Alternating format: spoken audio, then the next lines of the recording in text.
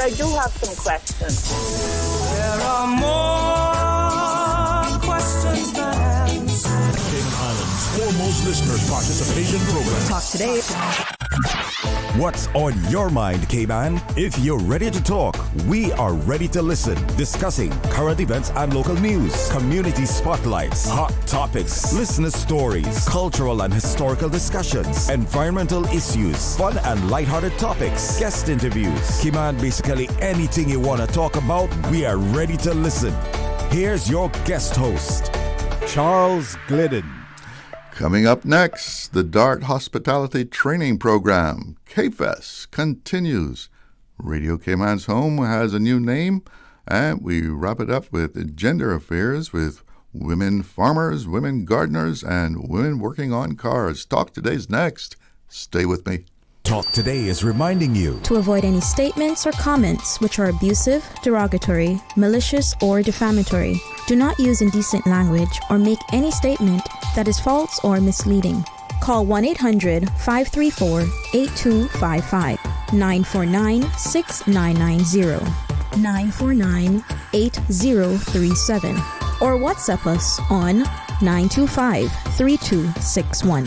And now, back to Talk Today. Good afternoon, and thank you for tuning in. I'm Charles Glidden. I hope your new week is off to a good start after getting recharged on the weekend. Thank God for those weekends, right? What would we do without them? KFES 2026 launched on the weekend. You know, big show. Down at the Harkwell down there, the National Dance Theatre Company of Jamaica.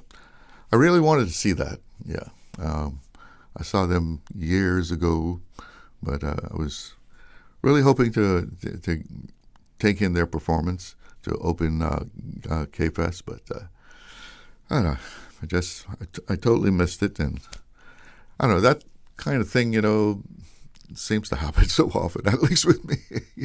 Something is happening, you know, something that, an event, you know, something cultural is going to be taking place. You say, oh, I've got to go to that, can't miss that, right?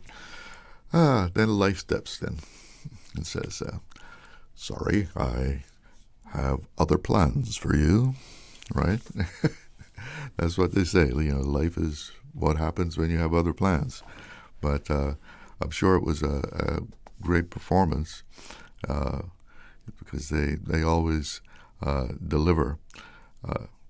Over the weekend, though, I did get to see Frank E. Flowers' new film, The Bluff. You know, it's on Amazon Prime, so you know, settled back in the recliner and took that in.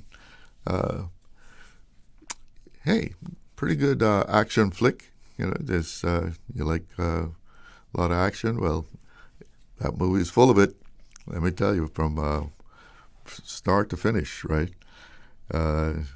It was really nice to watch a movie and see, you know, all the Cayman elements into it. The ship on the beach there being prepared to launch and named the Connolly. Were they into shipping that early? It's a movie, right? It's a movie. Artistic license, 100% allowed. And the conch shell-lined sand yard. And of course, fighting with the conch shell. Yeah. West Bears know all about that, right? Conch shell. Good protector. Good weapon. And we also learned that you don't get in a fight with a brack woman. You know, those brack women,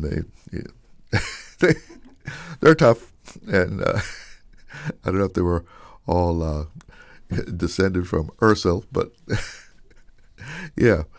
But it was very entertaining, and you know, hey, now there's a cinematic reference to Cayman other than the firm, right? You know, the firm was always, if you talk to somebody from the States or something, and you tell them you're from Cayman, they, oh yeah, you know, I saw the firm, you know, and of course, in the movies, it's always some bad guy putting their money in Cayman, right? Where did the money go? Oh, it was put in an offshore account down in the Cayman Islands.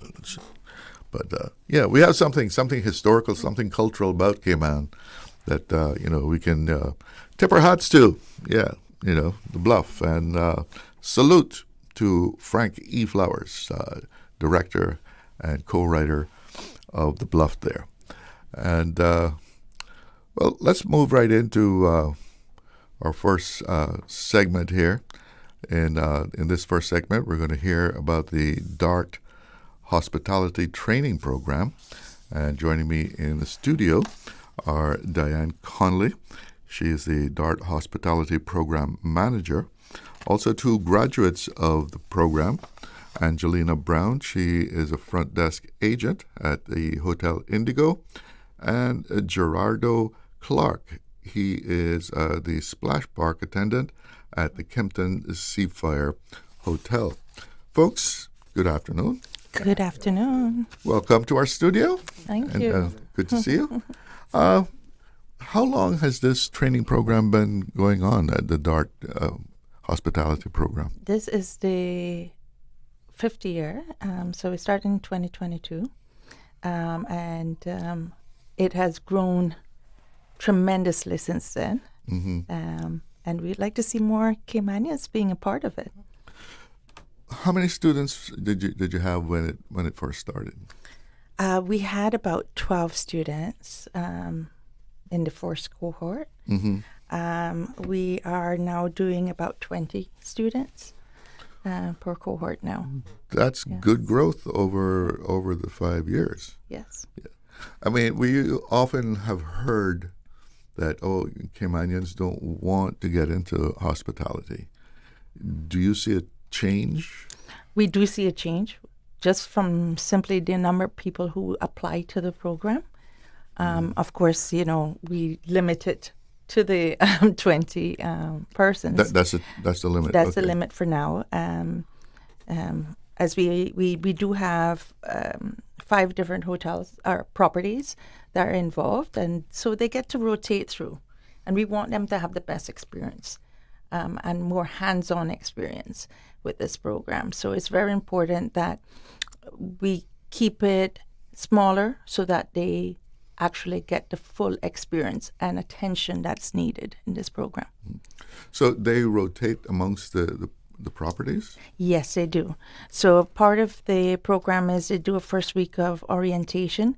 They do 2 weeks with Lynn University, who we partner with. They come down here and deliver 2 weeks of hospitality training. They do a week of tourism immersion, learning about the tourism product. They do 6 weeks of rotation. So they get to spend a couple of days at each one of the properties and experience what that feels like for them. Some people will see that they are more inclined to one of the properties. Mm-hmm. And then once they've decided on the area that they want to really aim at, then they do position specific for 8 weeks, hoping to make a good impression on the property so they're offered an employment opportunity at the end. So they get to kind of try the different areas in hospitality, see what they like and don't like? That's correct. Most of them would come in with the idea, I want to be front desk. And they try out front desk and they go, maybe not. Or they might go to maintenance and engineering and find that they find a passion in that area. And they continue in from there. Yeah. A lot of people don't realize the variety of positions that there are. Hospitality, the world of hospitality is quite diverse. You name it, we probably have it. From accounting, HR, to landscaping, maintenance, pool attendant, server, chef, front desk agent, concierge. It is so diverse, and you can grow so much in it. Once you get your foot into the door, you have opportunities to grow. Yeah, there's a lot of things going on behind the scenes to make a hotel run good. That's correct. Right? That's correct. Yeah. I mean, even if you look at events, what goes into an event that you have there, you're talking banquet, servers, the chef has to be involved, the front desk needs to be involved, and sales needs to be involved. So there's quite a few roles there that people don't realize when they think about hospitality or hotels. That they can get into. It's not just front desk. It's not just a server. It's not just a bellman. There's a diverse amount of career pathways that they can take. And things have to be right from that first phone call or that first email inquiring. From there, it has to be good service. You have to have good service. It's very important that you understand the impact that service has on the economy as a whole, because you're making that impression for your island. We have to take a little break, but we'll be right back and hear more about this hospitality training program at DART. Stay with us. Cayman, it's time to move. 20% of Cayman's population are not meeting the World Health Organization recommended minimum of 150 minutes of physical activity per week for adults ages 18 to 69. That is just 20 minutes a day. The STEPS 2023 National Health Survey gives us information on the prevalence of risk factors for non-communicable diseases, and movement impacts them all. Your health matters. Let's step into Wellness Cayman. Learn more by logging on to gov.ky/steps. Accidents and illnesses can strike without warning. Ouch! When it comes to urgent care, every second counts. At Doctors Hospital, we have a dedicated team of experienced doctors and nursing staff available to you 24 hours a day, 7 days a week. Don't waste time in an overcrowded emergency room when you need urgent care. Whether it's a broken bone, a severe infection, or a sudden illness, trust in Doctors Hospital's unwavering dedication to providing the best immediate care. For complete urgent care when you need it the most, choose Doctors Hospital, located in Georgetown, 16 Middle Road. Stay informed, stay ahead with Radio Cayman 6 p.m. News, brought to you by Cineco. From breaking news to regional updates, Radio Cayman's got you covered with the stories that matter most. And Cineco has you covered with health, motor, and home insurance, including parametric hurricane coverage that pays out automatically. Visit Cineco.ky for your quote today. Traffic again? What in the world is going on? Find out by tuning in to Radio Cayman's Traffic Report, brought to you 4 times daily during rush hours following the news at 7 a.m., 8 a.m., 12 noon, and 5:15 p.m. and brought to you by Subway. Need a meal on the go? Subway has 7 locations at Anderson Square, West Shore Plaza, and Industrial Park in Georgetown, Centennial Towers, West Bay, Reef Resort, East End, Countryside Shopping Village in Savannah, and in the Owen Roberts Airport Departure Lounge. No matter if you're running late, need to cater an event, or a staff meeting, Subway keeps you fueled with sandwiches, salads, pizza, wraps, and snacks. Subway, eat fresh. The offices of dermatologist Dr. Wayne Porter will be taking appointments from March 9 to 13 at his Crew Road Clinic. Appointment slots are limited. Whether you're seeking advanced skincare, Botox, filler, cosmetic enhancements, or simply looking to reduce wrinkles, Dr. Porter offers a full-service dermatology and dermatological surgery practice. For more information, email dr.portercayman@gmail.com or call 946-9020 to book your appointment today. That is 946-9020. My earliest recollection when I was in high school is looking forward to Saturday mornings. Radio Cayman had my favorite show, the Top 15 Countdown. It was then hosted by Lomax Mankin and sponsored by Funky Tanks. A couple years later, I got a job there. I was able to host that same show all by myself. It would be a countdown of the 15 best-selling records on the island, one by one, till we get to the top. Those were the good old vinyl days. This is Alfred T.A. Radio Cayman. Want to wish you a happy 50th anniversary and keep on jamming till infinity and beyond.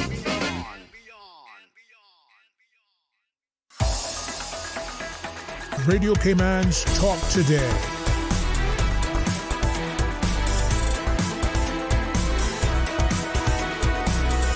What is on your mind, Cayman? Welcome back, and we are hearing about the DART Hospitality Training Program. I'm speaking with Dianne Connolly. She is the DART Hospitality Program Manager, and we have 2 graduates of the program in the studio with us, Angelina Brown, who's a front desk agent at Hotel Indigo, and Gerardo Clarke, Splash Park attendant at the Kimpton Seafire. So, Angelina, what made you decide to go and apply for this program? Okay, well, I would definitely start with my passion for hospitality. My mother, she's been a taxi driver for over 30 years, so I would always have a passion for for introducing people to our island and also letting them know of the amazing attractions that we have here in Cayman Islands. So that's where my passion started for hospitality. And Gerardo, what made you go and apply? To be honest, I had a feel of it already from time I was 18 years old. Just get a little closer to the microphone. Yeah. I was 18 years old when I already had a feel of hospitality. And when I was working at the Westin. But I had left out, I had other choices, but I came back when I realized that it's something that I like doing instead of other works out there. And it's just what I prefer, to be honest. So, yeah. So, what was your experience when you started this program? Tell us about some of the things that you experienced, what it's like to be in the program. Okay, well, I would say overall it's an amazing experience. Everything comes with challenges, but Miss Dianne, especially her being the manager and the one that was there with us throughout the entire program, I would say I felt very comfortable. I was able to overcome any challenge that was there as well. Everything that we did, such as the different experiences, going to the different hotels and properties, that all was just a privilege for us. So for me, it's something that I took very seriously, and I just felt like for it all being a program that is there for Caymanians, it improved me in many ways. So I was just dedicated and just looking forward to where I am now at this moment and where I'll be for future as well.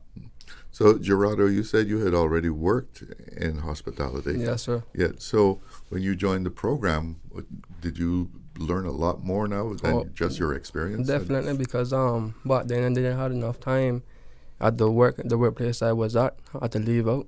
But I'm back now.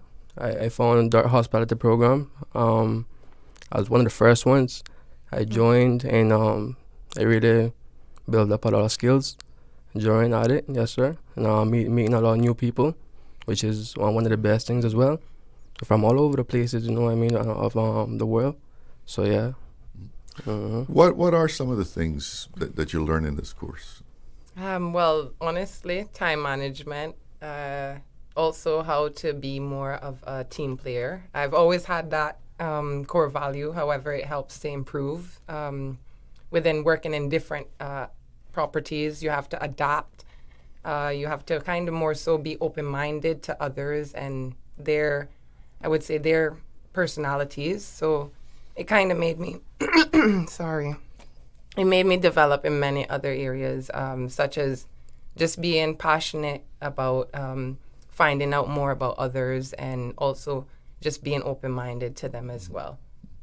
And Gerardo, what were some of the skills that you learned that you didn't have before, even though you worked in the business? Well, to be honest, I worked on my shyness, definitely. I'm a very shy guy when it comes down to being open to people and stuff. But, over the years, I got used to it. And doing better, to be honest, you know what I mean? So, that's it. So, do you learn how to deal with difficult guests? That's the challenges that I'm talking about now. Yes, sir. And being adaptable to their personalities, like I said, and everyone is different, so you kind of have to know how to approach people and kind of read them, anticipate their needs, and those stuff like that is something that I became more better at.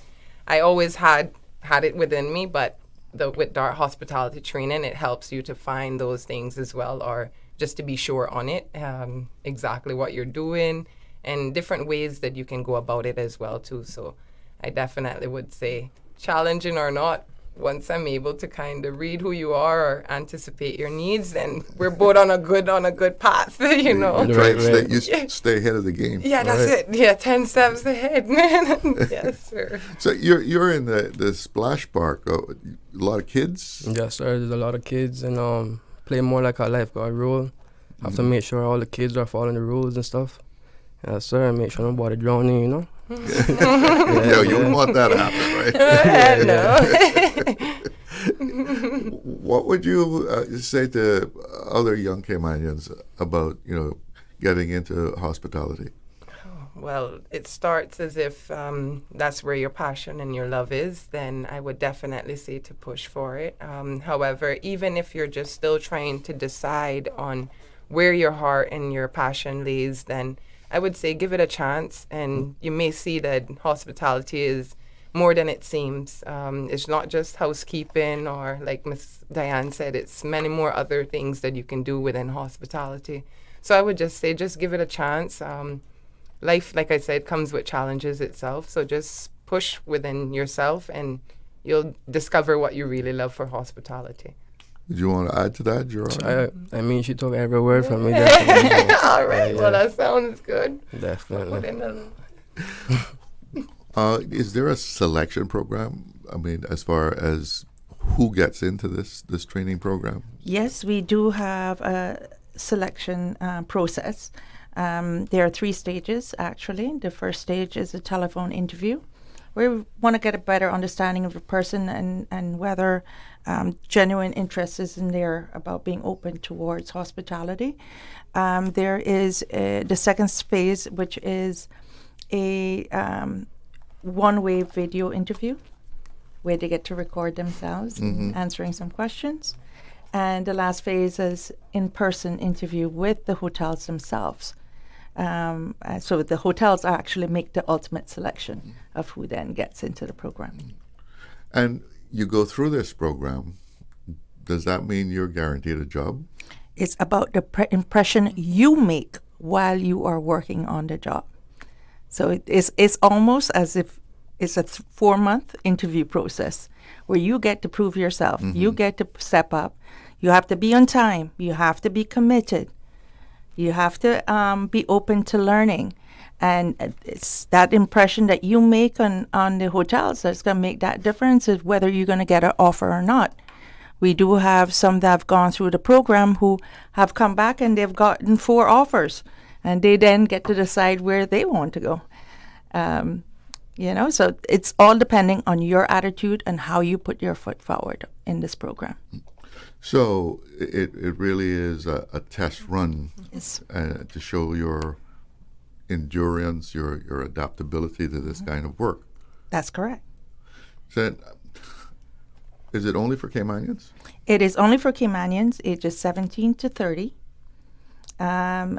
We ask that when they apply online, they can apply online. There's some documents we will need from them when they're applying, so we encourage them to make sure they have that ready. That is a resume, a passport photo, and also proof of Caymanian status.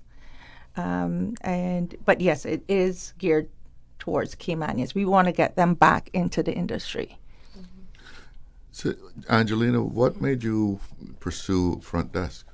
Oh, well, it starts with how outgoing I am. And just like I said, I loved to be with my mom, as when she would be a taxi driver from when I was younger. I would like to be there with her. So I would say just being able to advertise Cayman and let others know about, like I said, the amazing attractions we have here, the nice blue waters, sweet sand.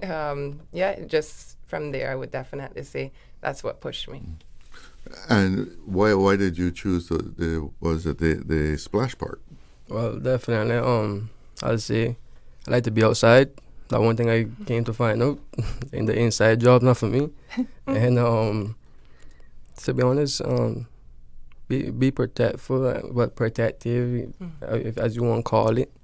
Make sure everybody's safe.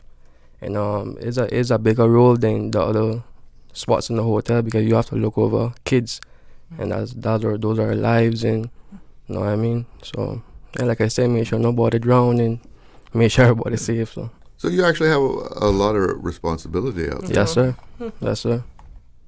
All right, we need to take another break here, but we'll be right back and hear more about the DART Hospitality Program.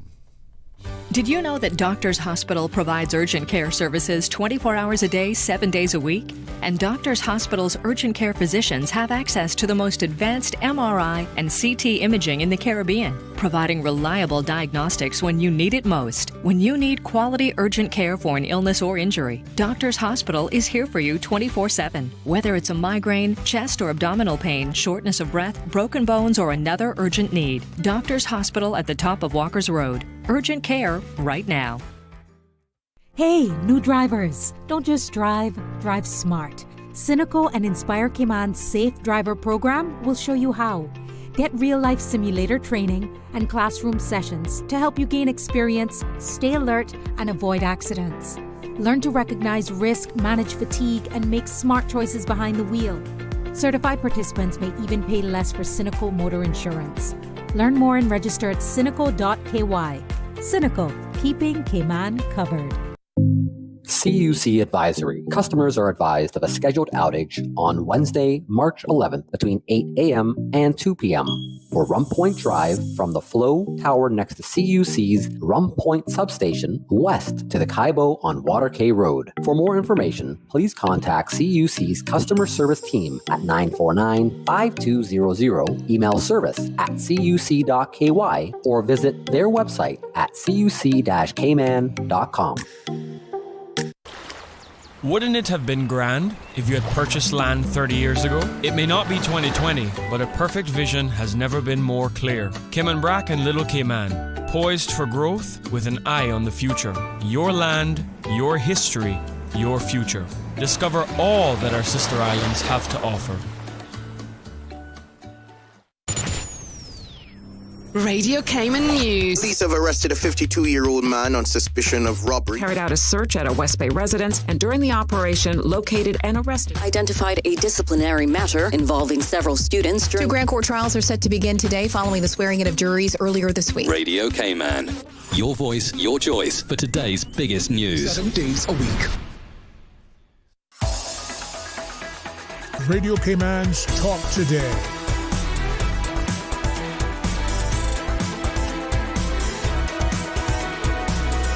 What is on your mind, Cayman? Welcome back, and we're hearing about the DART Hospitality Training Program. Dianne, tell us a little bit about the opportunities of once these young people have got their foot in the door now. What are the opportunities to move upward in the hospitality industry? We have definitely seen a few of them already get promoted several times within after finishing the program. It's about how much they're willing to put to it and commit themselves to it as well. But they do have the opportunity.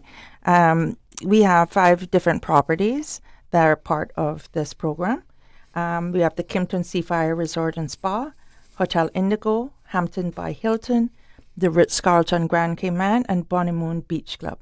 So they can not only branch out within the properties and explore other positions, they can also be promoted within the properties themselves, which we have seen several of our graduates get promoted within 6 months of getting full-time employment.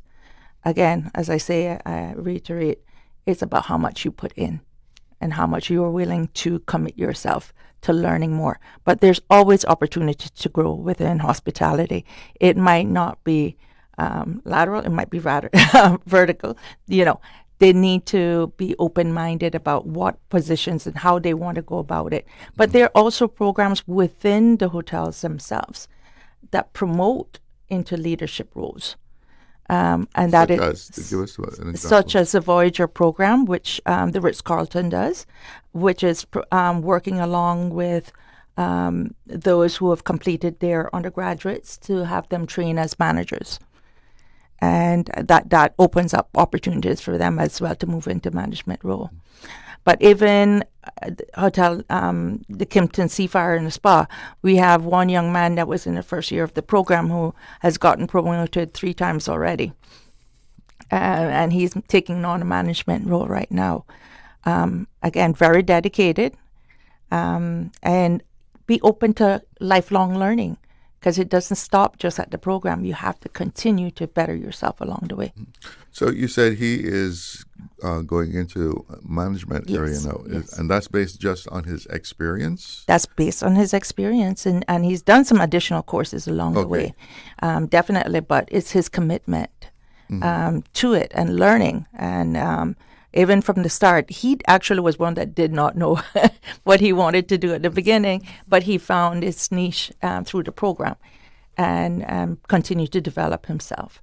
And do you remember where he started? Yes. He started at he started at several different of the properties, because we give them. But I mean his position. His position was a junior position within engineering, maintenance. And he just took to that, and he took to that and grew within that area. If people are looking to move up the ladder, though, you would say they have to take more courses, especially to get into a management position?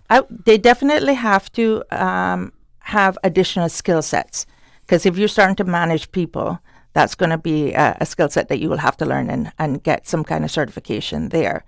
But to begin with, I think just learning the basics of what goes on and what makes the hotel work. The more you understand what happens on the ground, you understand better how to manage that as you go into management positions. If you don't know what's going on down there, you can't manage it. Right? That's correct. So this program really gets you in the door. That's correct. That's the aim of it, is for them to see the different pathways that are available to them. They might have some concept of what they have an idea that they would like to get into. But when they get in through the door, then they start exploring. They start seeing what works for them, what doesn't work for them, and where their passions lies. And then they can apply that. One of them that came through the program, it was IT as well. He loved IT, and he found that through going through the program. And again, one of them that has been elevated to supervisory roles. But again, he went and did some more certification to prepare himself. But at least it opened the door for him to realize how he can apply his passion within the world of hospitality. So he'd never thought of that, of hospitality as a place where he could apply that aptitude that he had. That's correct.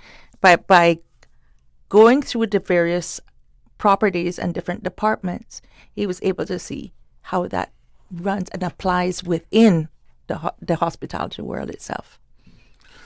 Do you have more than one class a year? Or how? We only have the capacity for one class a year, as they do rotate through all the different hotels and properties that we have. So the program runs from May to October. So by the time they finish, it is now opening up to high season, and about the time we start hiring additional staff into the new year. So it really runs along with the hotel's schedule to start hiring for new positions. So you're about to start a new cohort again? That is correct. We are now accepting applications for cohort number 5. The deadline for applications is April 6th, and they can apply online at dart.ky/hospitality. So do they have to have high school records? What are the basic requisites? They would need to have at least a high school diploma. That's the minimum. We do ask for, again, certain documents as they start, and as part of our screening, which is one, the resume, their passport photo page, and proof that they're Caymanian. That could be a birth certificate where it shows that one parent is at least a Caymanian, or the acknowledgement letter, the formal acknowledgement letter, which we would prefer because it is what is being accepted in the world of employment today. And what were some of the surprises that the two of you got Yes. Did anything surprise you as you went through this course? I would definitely say, like, thinking that I know majority of what I need to know about Cayman. However, like with doing the getting to know your island partial of the program, that made me know and open my eyes to knowing that it's a lot more than I actually knew. Gerardo? Yeah, it's a big responsibility, to be honest. Like, as in my spot in the position I'm in right now, at the workplace, at the splash park. Yeah, looking over lives and stuff. That's something serious, when you come down to that. So that's the only thing that's surprising when it came down to it. Yeah, definitely. Do you have your sights set on going out of the departments that you are in now? No, sir. I would definitely. Well, rising. I would love to rise to elevate throughout the hospitality area. However, being front desk agent, and this is to answer one of the previous questions you asked, I love welcoming the guests, ensuring that they have a great time, and just seeing them leave with a smile on their face and not goodbyes, but see yous again. So I would definitely say my passion lays there. Becoming a manager is also a passion of mine. But within that hotel, I really do value loyalty and just being committed as well. So I would definitely say that's where my passion is, at Hotel Indigo, front desk agent. But to become a manager, it's definitely in my heart as well and in my mind. So I'll push for that as well. So you'll probably be taking some management courses down the line? Yes, I'll take as much courses that I need so that I can reach where I see myself for the future. And Gerardo, where do you have your sights set? I mean, to be honest, right now, I'm willing to grow. But right now, I choose not to. Because the job I basically want or I have right now is the one I wanted, you know what I mean? It's very fun. And it's a water park. Who don't want to be working in a water park, you know what I mean? So yeah. Even after work, get my little slides in and stuff sometime, Oh, you got your rides too. Yeah, boy. I mean. Sorry. Yeah. So that's some of the perks. Yeah, definitely. What are some of the perks of working for a hotel? Oh, there are lots of perks. Especially you got to realize that some of these have other properties around the world. Yeah. And so as you start growing with a company, you can actually do exchanges and doing time abroad and learning at another property. But we also provide that experience to some of our graduates itself. So we actually have an exchange program going as well, where some of our graduates who are excelling within the workplace can do an exchange program with some of the dark properties that are off island. So we've had about 6 young Caymanians who have been able to go off on our exchange programs. Anguilla, more than 6 actually. We had 10 of them so far that have gone off.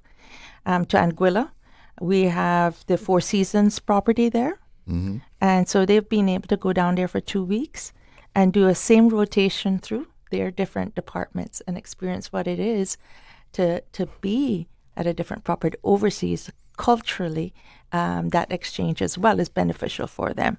And they've come back with some new ideas that they can plant here at their properties as well.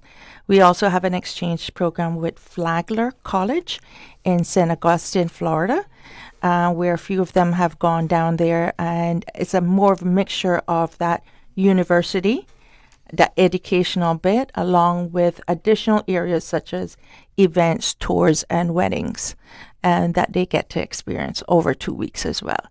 So we're giving them a little expanded experience that they can come back and enrich their lives here as well. And if you travel, you got some breaks on the hotel. You can.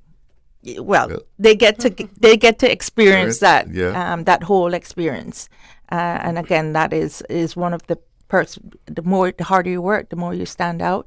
That helps you. And one of the young ladies actually that went to Flagler last, because that was her first one pilot last year. She went on to the University of Surrey. She's now doing her undergraduate in international hospitality and tourism management. So, real quick, give us the deadline and contact for anyone who's interested in getting into this. They can go to dart.ky/hospitality and apply online there. The deadline for applications is April 6th. Okay. I hope you get some good response there. Thank you very much. Angelina and Gerardo, thank you for being in the studio, and good luck in your career. Yes, thank you very much for having us. That's right. My pleasure. Yes, sir. It is 1 o'clock here at Radio Cayman, and that means it is news time. Yesterday. Today. Always and forever. Always love. Radio Cayman in the Cayman Islands. From Radio Cayman's newsroom, this is Headlines. Local, regional, international news. The headline news is brought to you by Kirk Market and Health Services Authority. With your latest headlines, I'm Elizabeth Charles. A 24-year-old man from Georgetown has been charged with 1 count of robbery following an armed robbery at a restaurant on Shedden Road on February 28th. Police say a masked man in a hoodie entered just after 5:45 in the morning, produced a firearm, demanded cash, and left in the direction of Eastern Avenue with a quantity of money. There were no reports of shots fired or injuries. The Royal Cayman Islands Police Service says the accused is appearing in court today, March 9th. In international news, oil prices have surged past $100 a barrel to their highest level since 2022, as Iran names Motba Khamenei its new supreme leader, and the G7 holds off on releasing emergency oil stocks. G7 finance ministers say they are ready to take, quote, necessary measures to support global energy supplies after the U.S.-Israel war with Iran sent those oil prices close to $120 a barrel. However, their virtual meeting with the International Energy Agency stopped short of agreeing to release those emergency oil reserves, which would have gone to lower oil prices. Those are the latest headlines. I'm Elizabeth Charles. Radio Cayman. More news available at www.radiocayman.gov.ky. Check out our social media pages: Facebook, YouTube, X, formerly Twitter, Radio Cayman Headline News.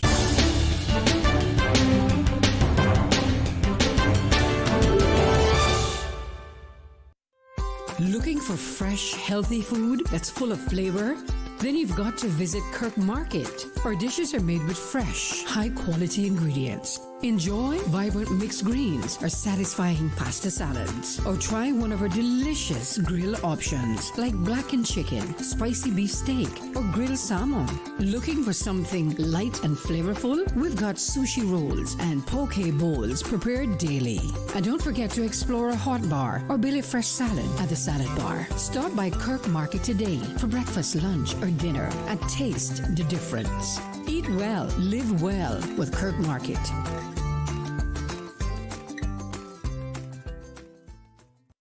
At HSA, we strive to provide the highest standard of care with compassion, integrity, and dedication. And so we say thank you, Cayman, for continuing to make us the most awarded organization on island by voting us the best of Cayman Islands in 9 medical categories. Your support reminds us why we do what we do, to serve the Cayman community with kindness and excellence. To find out more about our award-winning services, visit hsa.ky.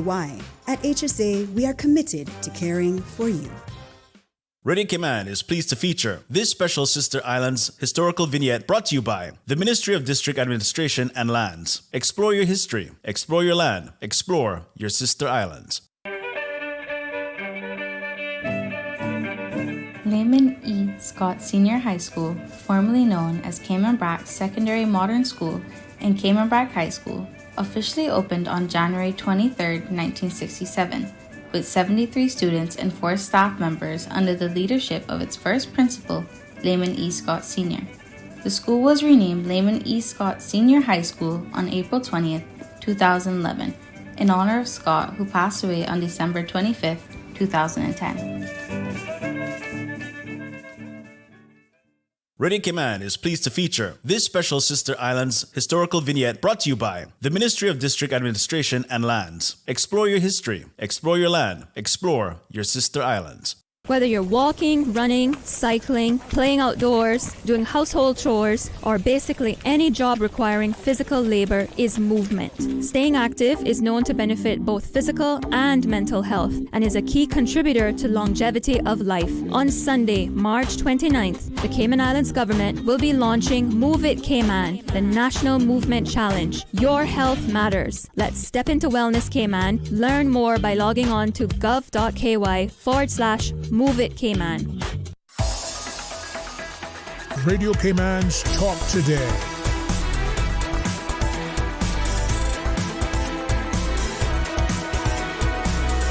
What is on your mind, Cayman? Welcome back. Let's take a quick look at the weather. Current conditions, it's 82 degrees here in Georgetown. It feels like 90 degrees. And the wind is out of the east-northeast at 10.5 knots. Today's forecast is calling for isolated showers straight through the rest of the afternoon and into the night, with winds east to northeast at 10 to 15 knots and seas running 2 to 4 feet. So sounds like might want to keep that umbrella handy just in case. And in this segment, we're going to be hearing about K-Fest. It is March, after all, and that means K-Fest is running hot with cultural events. Joining me now to tell us what's coming up on the K-Fest calendar are Nicole Durant. She is the Education and Research Officer at Cayman National Cultural Foundation, and poet and storyteller Hilton Grace. Good afternoon. Welcome to the show. Good afternoon. Good afternoon. So you're having a late night exhibition at Miss Lassie's place? Yes, we are. Tell us about that. So as a part of K-Fest, we are highlighting all the arts, including visual arts. Mm-hmm. And our late nights will focus on our NCFA partnership with the Department of Education Services, where we highlight student art. So I think most of, or everybody should know about NCFA, and that Children's Festival highlights performing arts. But this year we have reintroduced, because it's not new, the art segment, and CNCF through our partnership is helping to highlight that. And we are using K-Fest as a way to usher the public in to see it.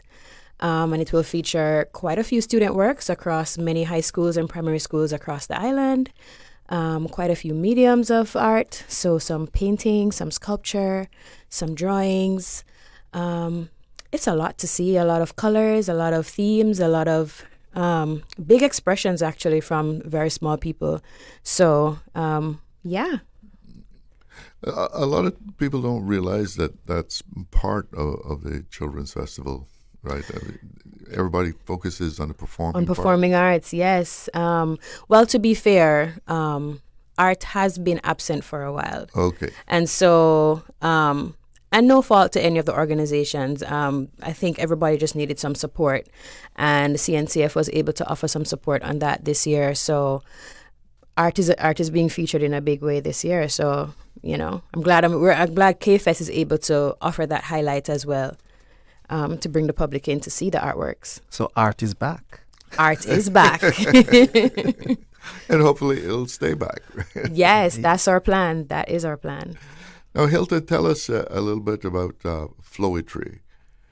So Flowetry is, I like to describe it as a grassroots of poets and lovers of poetry who gather once per month to share in that love of poetry.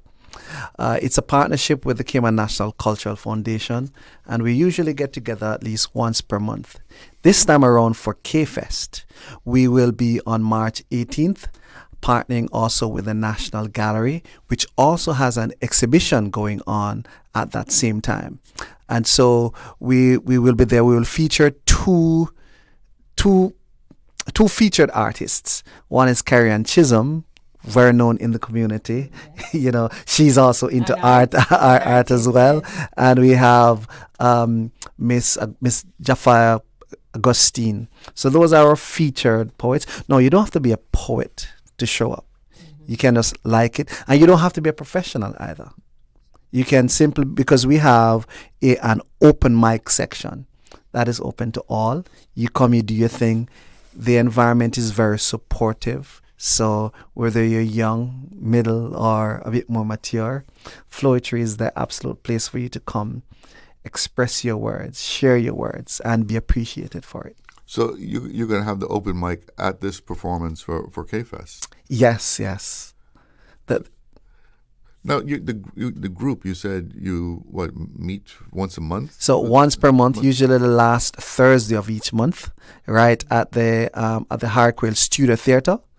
But for this month, as a part of K-Fest, we will be at the National Gallery, 7 p.m. sharp. Be there. So what is the number of poets you have as far as like a core group for Flowetry?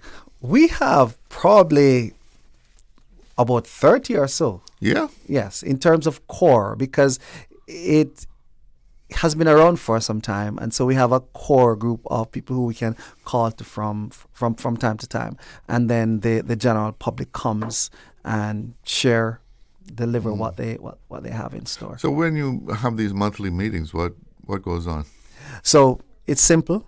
Think karaoke, but for poetry. Okay. You come in. A slip of paper goes around if you wish to take part in the open mic section, and then it's usually hosted by myself. So you get a little welcome, a quick history of what it's about. Then we have the open mic section, and then later on we will have a featured poet. So this poet has probably about 30 minutes or so where they can really connect with the crowd, share with them, engage with sometimes the meaning of their poetry, etc. So that's Flowetry. So, do you have critiques of each other? Do you help each other as far as sharpening? We have had workshops and follow up, but the Flowetry itself is just about coming and enjoying. We are not critiquing your thing.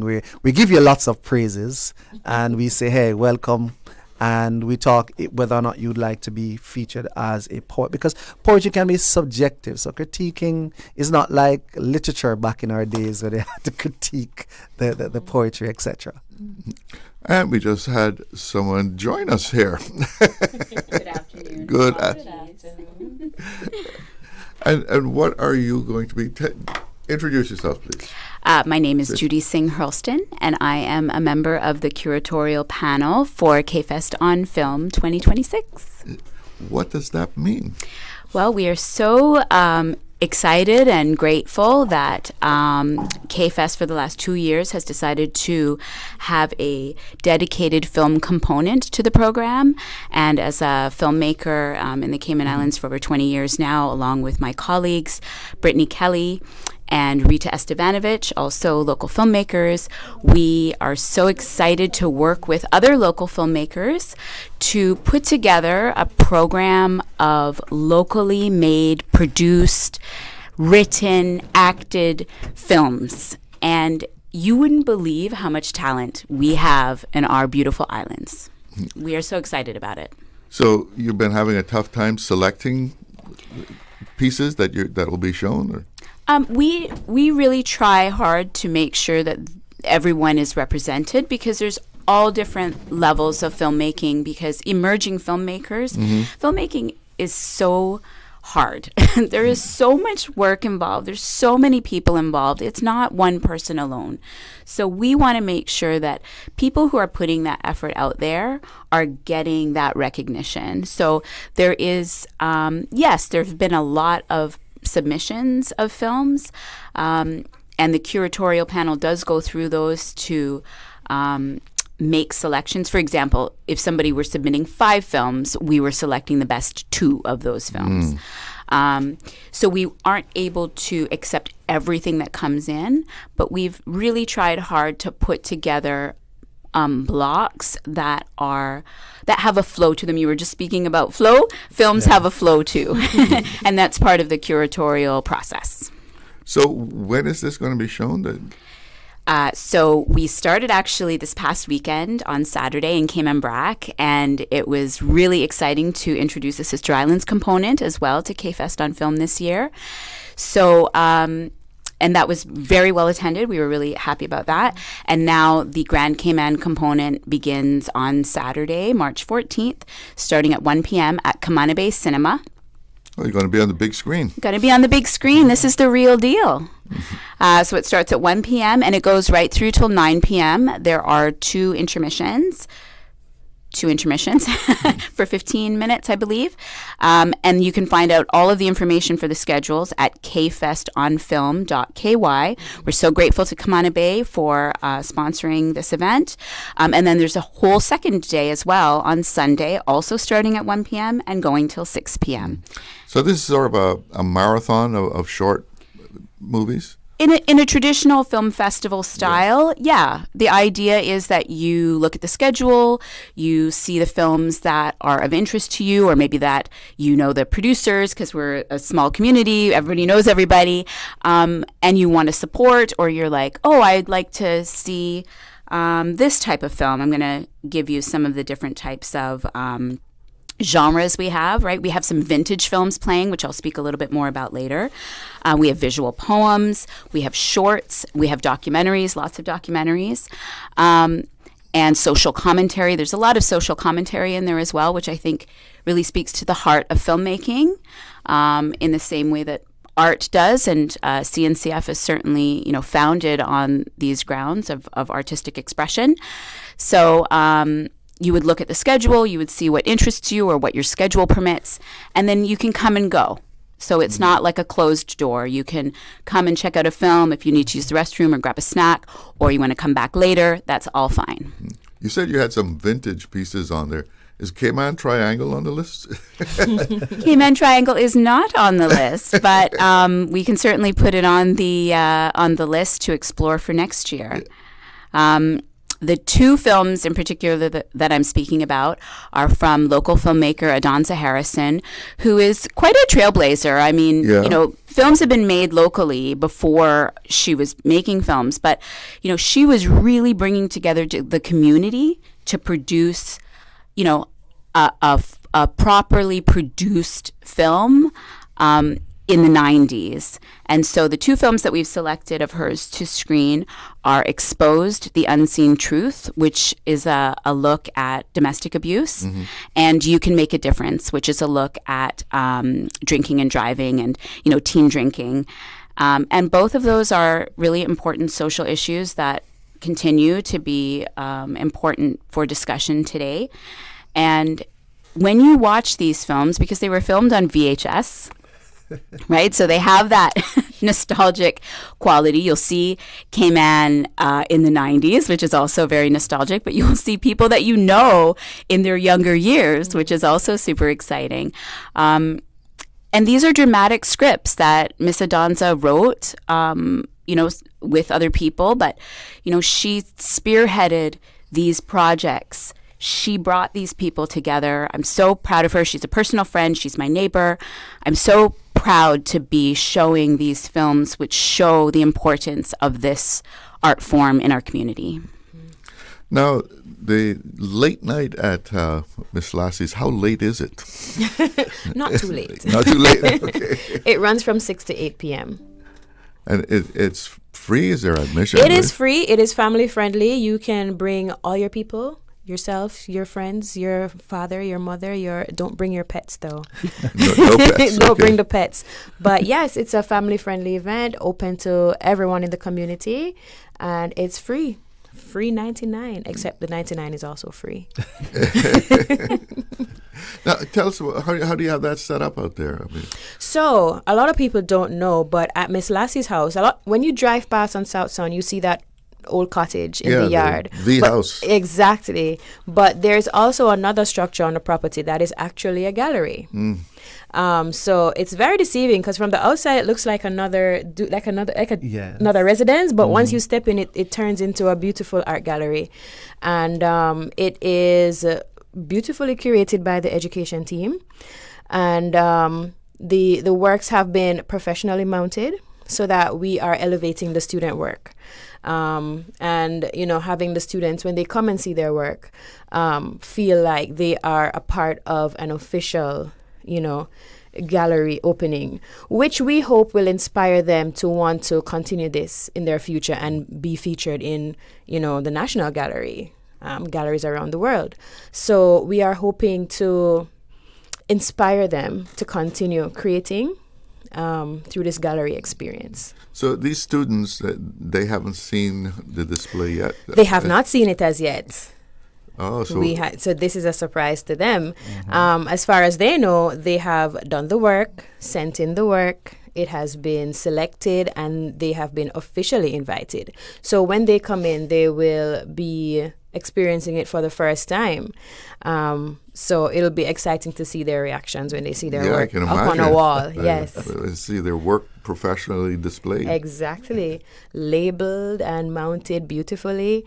Yeah, it's a professional event. Flowetry.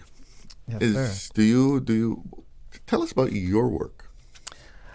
So my work, I write various kinds of poetry, informed by both issues of identity as well as social issues, and I have a number of fun ones. My poems tend to be rhythmic, rhyme or not. You know, I try to entertain whenever I have the stage. So, yeah, so my work is, it is pretty entertaining. How would you describe it, what you write, your poetry? What I write is about, like I say, about my reality, what connects me to others, as well as some things that I may observe within the society. So it's social commentary, it's comedy, it's reflective. It's also looking at, you know, even some of the issues that you have raised in the films by Adonza are all topics that I've explored through poetry. So, and the people that you're going to be performing, what night is it? So this is on March 18th. Yes. So, did you select what you wanted to form a show, or it's just a free flowing? So I am not the featured artist. I'm hosting. Right. So I will share some poetry, and because of where it is, the National Gallery, and also the fact that it is K-Fest, I may draw on some selections that are maybe culturally based, as well as others that might just pull people in. The featured. Did you select the poets that will? Yes. I've selected the poets because of I know what they bring in particular. Anybody would know? So Karlene Chisholm, for example, who is she's involved in a lot of arts as well. Yeah, she runs Grambella. Yes, out in the east. Yeah, up there north side. So in fact, she's been involved in this in the exhibition that's currently on at the National Gallery. So she has a unique kind of a perspective, being a Caymanian who spent a lot of time in the UK and also has returned home. So she speaks about that. She also blends a little thing with the romantic, right? So she's a very diverse poet. Also, we have Jafia Augustine, who she speaks about a lot of things that she has reflected on as a young woman growing up in the society. And so it's a nice mix, and plus we'll have those persons who will arrive and simply share their work. And the films that you're seeing, especially you told us about what Adonza was speaking about, reflecting what she was seeing in Cayman at that time. These young filmmakers, what are they portraying in their films about the Cayman of today? I would say that the predominant topic is our changing islands, and how do we feel about it? What are we seeing, and how do we feel about it? And there's a number of films that explore these topics. There's also a film looking at mental health, And and there's a young filmmaker, Alejandro Bodden, who is really making content in his spare time, but very consistently, which is, in YouTube, if you're a content creator, you need to be very consistent. And he is putting effort into writing scripts and executing these films. Some are 6 minutes long. One is 22 minutes long. So varying lengths. And exploring the topics that he sees. I mean, he's a young, early 20s young man. So it's really interesting to see the different films that are coming out from different age groups. I'm talking about just for Alejandro, he brings so much young people together, and it's exciting. I've seen a few of his, some funny, but then they're also talking about the realities currently. He's definitely one for the future in terms of longer, full-length film, definitely. That's so interesting because the title selected for this exhibition is called Under the Same Sun. So it seems like there's a thread, a global thread. Look at that. Yeah, there are quite a few introspective pieces, especially from our upper and post-secondary students. A lot of self-portraits. Yes. And it's interesting to see how kids see themselves, young people see themselves in society, but just looking in the mirror and how do they feel about certain things. Some of the works are pretty interesting. Definitely so you see social things reflected in the art of these young people? Yes. Even the self-portraits, the colors that they're choosing, the way how they choose to draw themselves, is so many different expressions of their personal lives. When the students come, they'll have a chance to share, exactly what they were feeling at the time when they drew these portraits. Oh, they're going to talk about their pieces? Well, they'll be titled and you'll have a chance. We will have a catalog where some of these things will be shared. But yeah, I just find it very interesting as you speak about the poetry and you speak about the film, and we're witnessing, and I'm seeing the works come in. We're like, there's a lot of introspection going on, and people thinking about themselves and where they fall in society as things around them change. Yeah, art, poetry, and film has always been a great advocate for issues around identity and self, as well as not just being. Not just reflecting, but also projecting and looking at what is to come. Exactly. So all is very, very powerful. The arts. Because they're producing tangible pieces of art that will feed into the culture and either compel people to see and look as well what's happening, but also maybe spark change. Yes. Some thoughts, some conversations. And I'm glad we're all featuring youth. Yes. In a big way, because our youth voices are very important to where we go next. And them having a platform, right? Because it's so hard to get yourself seen in a larger community, right? You're competing with so many people. You're competing with professionals. Right. So to have an avenue for all people to be able to submit their work and young people to be given that opportunity, I think is really important. Yeah, kudos to CNCF in terms of this approach and really opening that out, so that because a part of even that development of that identity is being able to fully participate, and that's exactly what a lot of young people are doing. What we do has meaning. Yes. And so to submit a piece and then, I'm at a gallery and I'm able to see myself and see my people. Wonderful. And watch things. how people react to your work. Absolutely. We're running short on time, so let's make sure everybody knows what the schedule is for these events. So K-Fest Late Night is on March 12th from 6 p.m. to 8 p.m. And where is it going to be? At Miss Selassie's house, Mind's Eye Center. That is on South Sound. That's right at the junction between Walkers Road and South Sound Road. And free of charge. Free. Flowetry, March 18th, the National Gallery, free of charge. Come with your poems, come with a friend, come to enjoy a wonderful evening. And there's an exhibition on as well, so you'll be able to enjoy that too. And the film? K-Fest on Film. We have 2 days starting Saturday, March 14th, 1 p.m. to 9 p.m. at Kamana Bay Cinema. And Sunday, March 15th, also at Kamana Bay Cinema from 1 p.m. to 6 p.m. Schedule and details can be found at kfestonfilm.ky. And I do want to say that we do have some panels as well with some of the filmmakers. So do check the schedule if you're interested in that, because it's going to be a pretty amazing evening. We're excited. Hilton, you got a real short poem you could close us out with? One of my favorite. Let me paint you a picture with words. Tell you things you have never heard. Let me color your mind with images of Newt and Geb and Newt. Let me awaken your senses. Penetrate your defenses with soft and supple words. Let me merge you in the collage of my mind. I'll rest it there.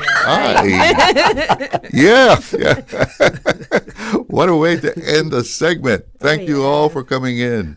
Thank you for having us. It's 1:30. That means we've got to take a break, but we'll be right back. Accidents and illnesses can strike without warning. Ouch! When it comes to urgent care, every second counts. At Doctors Hospital, we have a dedicated team of experienced doctors and nursing staff available to you 24 hours a day, 7 days a week. Don't waste time in an overcrowded emergency room when you need urgent care. Whether it's a broken bone, a severe infection, or a sudden illness, trust in Doctors Hospital's unwavering dedication to providing the best immediate care. For complete urgent care when you need it the most, choose Doctors Hospital, located in Georgetown, 16 Middle Road. Crime does not pay. The government's official receiver and the Royal Cayman Islands Police are hosting a public auction of high-end electronics and kitchen appliances. This initiative supports the fight against money laundering by removing the benefit of crime. Join us this Saturday, the 14th of March, from 9:30 a.m. to 4 p.m. at the Lions Center. Every bid makes our community safer. Pre-register now at CaymanAuctions.com. Explore your history. Explore your land. Explore your sister islands. The ultimate staycation experience. Your culture, your freedom. The land that time forgot isn't gone. It's your sister islands. Discover all that our sister islands have to offer. The 6:15 Weather Report, Monday through Friday, is proudly sponsored by CG Britcay. Insurance, health, pensions, life, where people come first.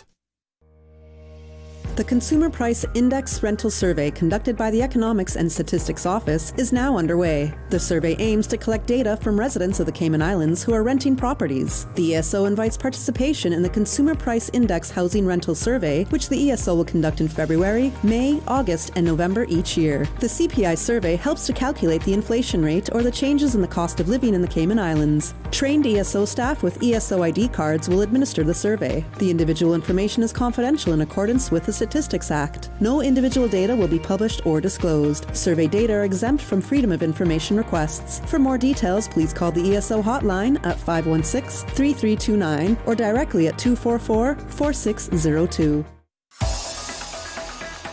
Radio Cayman's Talk Today.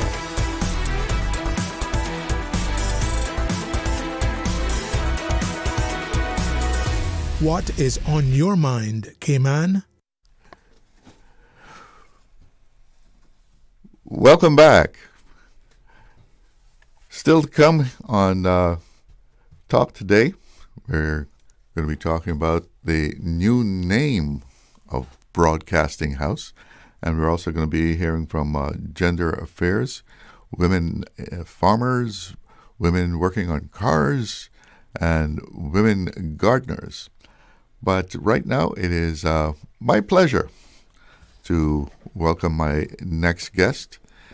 And he's no stranger to Radio Cayman at all, no stranger to this show. He's joined me a number of times since I started this doing this show. And but today is special because while he usually gives us some historic perspective, and I'm sure he will again today it's about him. Because as it was announced on Friday, Radio Cayman's home has a new name, and that name is the Loxley Banks building. Loxley, congratulations. Well deserved. Well, thank you, Charlo, but it's not just about me, it's about Cayman CI. Okay. But take us, go ahead. Yeah. And what a lot of people don't know about that CI heritage and culture, and this all plays in to that process. But it is about honoring you, and you put a lot of time and effort into developing Radio Cayman. But you're the guy who gave me a chance to be in radio. Take us back to the days when Radio Cayman was born. Well, I think if you want to go back, I think Radio Cayman was born somewhere. That is the perceived or the dreamed about process was born somewhere in a lot of the schools many years ago. I'd say late 40s, early 50s, when radio to Cayman was a new thing, and it was, everybody was fascinated by radio because before World War II, there was very few radios in Cayman. In fact, before World War II, there might not have been more than a half a dozen radios in Cayman. Really? Yeah. So people would go and gather at whoever had the radio in the district or the neighborhood? Yeah, that was the process. I mean, we have commentary from Bob Soto who told of just that scenario. In West Bay, it was basically Mr. Caleb Powell. And his house was located right there on Henning Lane. Yeah, I think you probably somewhere along the line, been down through Henning Lane, was located right there. And he was sort of incapacitated, but mentally he was as sharp as, And I think his brother actually bought him a radio. And back in those days, the radios had very good, what he called selectivity. The only drawback to it was power. And for anybody, and they couldn't all maintain continuous radio coverage of what was going on in the world because some of the radios operated off a car battery. Oh, okay. Unless you had a car, and your grandfather was probably involved somewhere in this, you could say, John, put my battery in your car and charge it up. This is John Smith. Yeah, and when it's charged, you give it back to me, and then you can take it. That was really before the advent of what are called dry cell. That was the source of electricity. Yes, because there was no power. Yeah, there was probably a little power in the Georgetown area, but there was not a lot of radios in the central Georgetown community. Yeah, and even when there was batteries for the radios, they were like huge things. Well, there were car batteries. That's where you got. But I mean, I know eventually you could buy batteries, right? But what they call dry cell. Yeah. Right after the war, dry cell battery, and that was a military development that happened during the war. It made it into the domestic market where you could get, but initially you couldn't have them very long if they sat on the shelf. They lost energy. So I see that you were actually advocating for Cayman having a radio station from, what was it, 1964? Yeah, 1964. Let's say that's really when it became, I guess you could say, planted between my ears that this was something that needed to be done, and I wanted to be a part of it. But I think it started long before that. I recall one time at the government school in West Bay, there were about 3 of us, maybe 4 of us. Myself, Cecil Bush, I think you're probably familiar with Cecil, J.B. Groves, and I think Owen Powery, this radio thing was fascinating to all of us. And I don't think when this thing happened that we probably none of us had radios in the house, in the family. But we would hear a little bit here and there. And as I think back, these guys had super talent. If they had had the opportunity to develop in that, call it art, JB Groves, he was very humorous and he could deliver it, Yeah. And Cecil was too, and Owen was more or less the studious, he more steady. But, and I don't know if you experienced going to school with a desk that somehow it had a relationship to the old radio consoles, where it was slanted? Yeah. Now, I don't know whether we saw images, because there was, periodicals floating around, Time and Saturday Evening Post, and somebody would get one and it would go all through it, hand down hand. And somebody might have saw an image of something like that in within these magazines. And we developed a thing where we were playing radio. And so the desk was the board. Yeah, the desk was the board, and we'd all have a little part in this whole perceived or imagined presentation. And one day we got caught. The teacher got it. And Miss Beulah, she kept us after school. She says, well, you guys, I know you're playing radio, but you're going to play radio late this afternoon. But, that was just in it. But, and looking back, I think some of these things were cemented in, I shouldn't say cemented, but was going through our minds. And when I left here in 1954, I had no idea. And it was, I guess, in the back of my mind.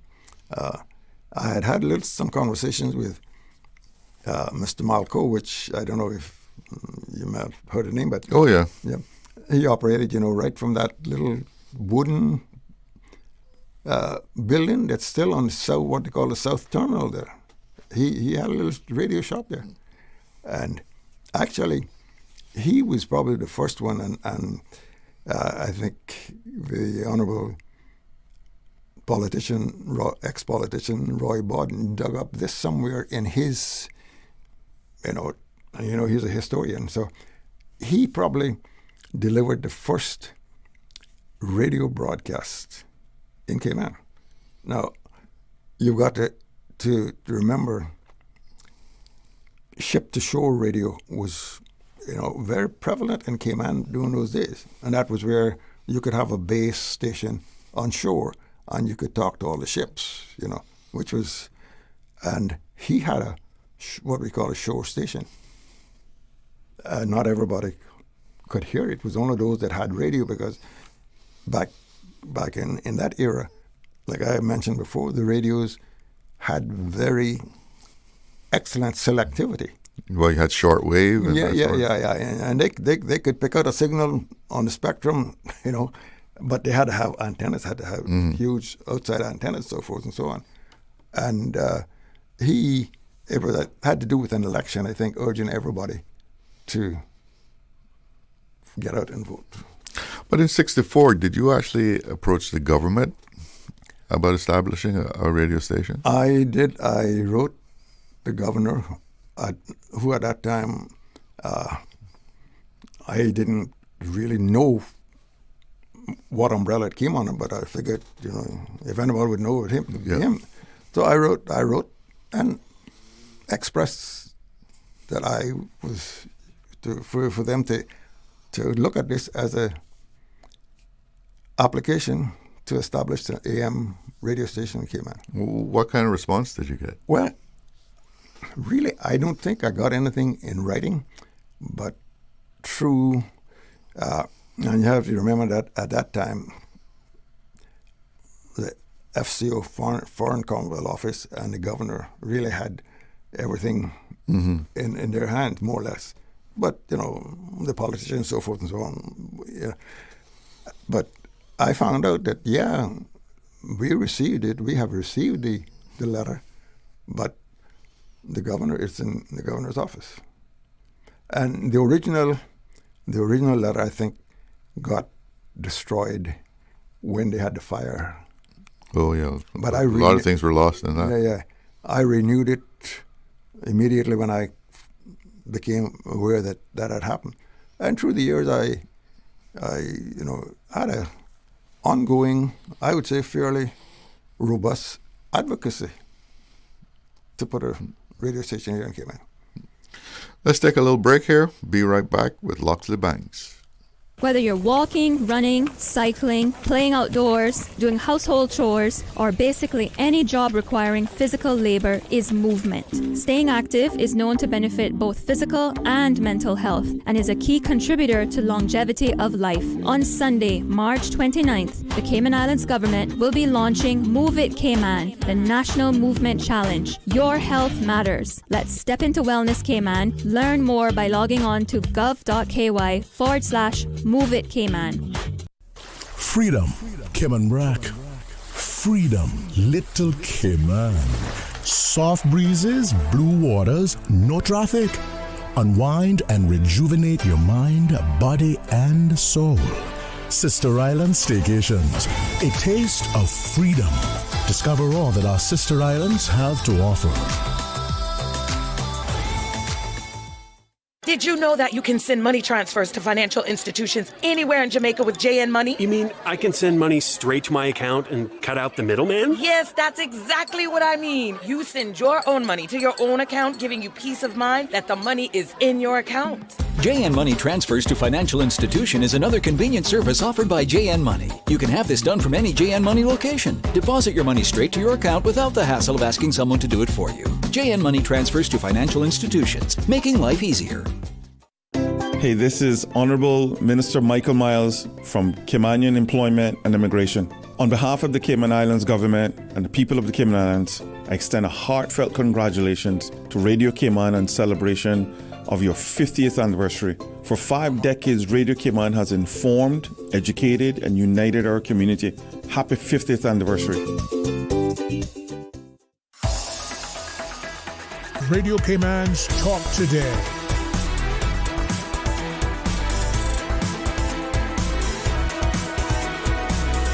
What is on your mind, Cayman? Welcome back. And if you haven't heard yet, Radio Cayman's home has a new name. It's the Loxley Banks building, and Loxley is in the studio with me right now. Where did you get your radio training? Well, I guess you could say, and I think this February would have been 72 years. On Cracker Jim, that was a household name in Cayman, you know. And he had a radio station, a radio show that aired on WMIE in Miami from 7 to 9 each evening. And in that era, I'd say 52, 53 through probably in the mid-60s, going up to the 70s, 95% of the radios in Cayman at that time, 7 o'clock in the evening, that was entertainment. They tuned to Cracker Jim. And it was a musical program. Country music really was what it was. Mm-hmm. But he received a lot of requests. He had a request time, or what do you want to call it. And he received a lot of requests from Cayman. Send My Heart Aches for You to John Joe, who's on his way to Nairobi on the ocean from his wife, or, you know, this kind of stuff. And I left there in 1954, and I went to work at Shell's Superstore as a bag boy right at the beginning of 1955. And this was where he operated from. You know, the Shell Superstore, which was the forerunner of all the mega stores that you see now. And their motto was, everything we have for you, from a haircut to a shoe shine. So it was the Walmart of the day. Yeah. And it actually, you know, just about everything you could think of, you could get there. And also the radio, he had his radio studio was there. And when I started to work there, I mean, that's, you know, I said, I got to bang my way in here somewhere. And I made my acquaintance with him. And when he found out I was from Cayman, he became very interested in hearing about Cayman. Now, he was an avid diver. But I think he had an accident where he got struck by lightning while he was underwater. Oh. So his eye, he wore glasses, inch and a half thick.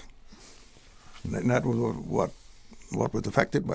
But that radio broadcast did a lot of assisted, especially the seafarers, because you got to remember that back in those days, a voyage from Tampa, and mostly that's where the voyages came out of, to Cayman on a sailing boat or even motorboat.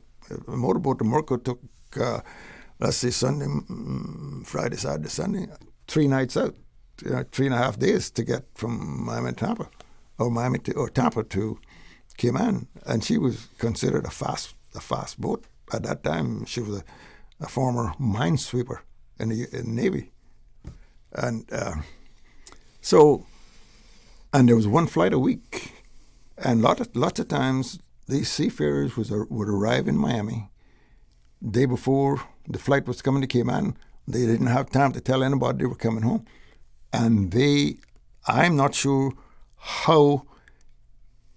where this developed, but they would come up to Shell Superstore, and like you wearing a hat. Yeah. They all wore hats. Yeah, of course. And his studio stood above, it was about, I guess, 10, 12 feet up above ground floor. Yeah. So when they walked in there and he was looking down there, he saw these hats, and he would call downstairs and say, "Get those guys in here." And we have a narrative of this, of Buddy Wood telling, really explaining the logic and the story behind that. And that was where I first, I guess you could say, really got interested in, or maybe decided or thought that I could have a career in radio. What are some of your standout memories of serving as director of broadcasting at Radio Cayman? Well, we had a UK director from the department was formed in 1974, but it was not funded. So the beginning of 1975, it was funded. And this is a lot of politics involved in it, and the Foreign Commonwealth Office and so forth and so on. And part of the story is that the UK gave Cayman a soft loan for, I think, £275,000 to put a radio station in Cayman, but Cayman had to match those funds. Mm-hmm. And that came about when the UK really got involved in it, was doing the cadastral survey when, there was almost an uprising here in Cayman. Yeah, there was a rebellion against that survey. Yeah, it was a developing rebellion. And the governor at the time, I guess, notified the Commonwealth Office, Foreign Commonwealth Office, and they had their ears on what was happening down here. In fact, he called in. There was a warship came into the harbour with Marines on board, ready to come ashore if needed be. Mm-hmm. But it was squelched, and there was a lot of history behind that. And at that point was what the Foreign and Commonwealth Office realized, Cayman needs some avenue, some vehicle of mass communication, because it was just that the total populace, I don't think, understood completely what this cadastral survey was about and the benefits that it would bring to Cayman. I mean, these days you look, fast forward from late 68, 69, I think, when it started, early 70s, to now, the registration process that we have here, everybody wants to model it after. Mm-hmm. So it provided a big benefit to Cayman in what you see here now. But certainly, the service that you and the station provided to Cayman during some of our toughest times, like after the hurricane, before the hurricanes, Gilbert, Ivan, those were some dramatic moments in broadcasting for this station. Yes. Tell us a little bit about that. Well, we'll step back just a little bit. Gilbert was in 87, I believe. No? Somewhere there. But in the first 6 months of our operation, there was the 76 election. And we wanted, Doran and myself was advocating, we got to broadcast the results of this election. Now, grant you, if you look over in that studio with all the technology, we did not even have a what we call a telephone interface, and that would have been the only way that we could cover it was if we had. Well, anyway, we get the vote from the different districts. Yeah, and if I remember right, Lomax was right across in that other studio. He was on the controls that night. Doran anchored the broadcast right in from this studio, and we had people out in the various districts. Cheryl Miller, she is now, and Rex Rankin, he was out there. So we made everybody a broadcaster on that occasion. But to begin with, government didn't want us to do it. Really? Yeah, because the ethos or what basic government was practicing, they don't want Radio Cayman to get involved in politics. Not even to report the results. Okay, no, see, this is where it came in, because of things that had happened around our area. Yeah. You know. And when Mr. Dunlop came back, because we were advocating for it and said... So Dunlop was the first director. Yeah. He was from the UK. Yeah, he was from the UK, and it was all connected with the Foreign Commonwealth and all this kind of stuff. And he told me, he said, they don't want Cayman to get involved in politics. I said, no. I said, this is not involving Radio Cayman in politics. We're just providing a service that the community needs, and because the election, that was the 76, which was a very pivotal election in Cayman's development. And anyway, I think he couldn't really get them to agree. I said, well, can you set up, trying to follow protocol, a meeting that I can go and talk to the powers that be? He was a little reluctant. Yeah. I said to Doran, you want to go over with me?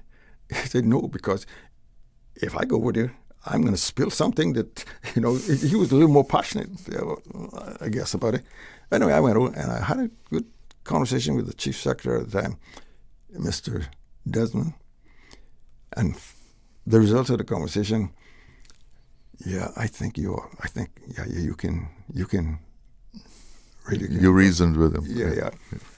But then when we came back, we had no equipment. Because, and in that very studio where Yanni is in, I went in there and I said, well, I looked at what we got. Well, first thing I got to do is get in contact with Cayman Wireless and see if I can match the systems, because all has to do with the impedance match and all this kind of stuff. And I got in contact with the people over there, and actually Reggie Nixon. Reggie, I think. Yeah, Reggie. Yeah. He was one of the engineers over there, and a couple of other guys. I think Oliver Hill was involved. Anyway, the three of them came over, and I told them what we needed, and this was... They put it together. Yeah. This was probably 4 or 5 days before the election. Yeah. We only got about a minute and a half left, and you mentioned Doran Miller, and the two of you kind of acted like a team in those early days, and I know that you wanted his name to be associated with this building too. Yes. Tell us what you requested. I think my understanding going forward, I'm kind of skirting on the outskirts of all this planning, but is that these studios and, the newsroom, it has been announced that will be named Doran Miller Newsroom.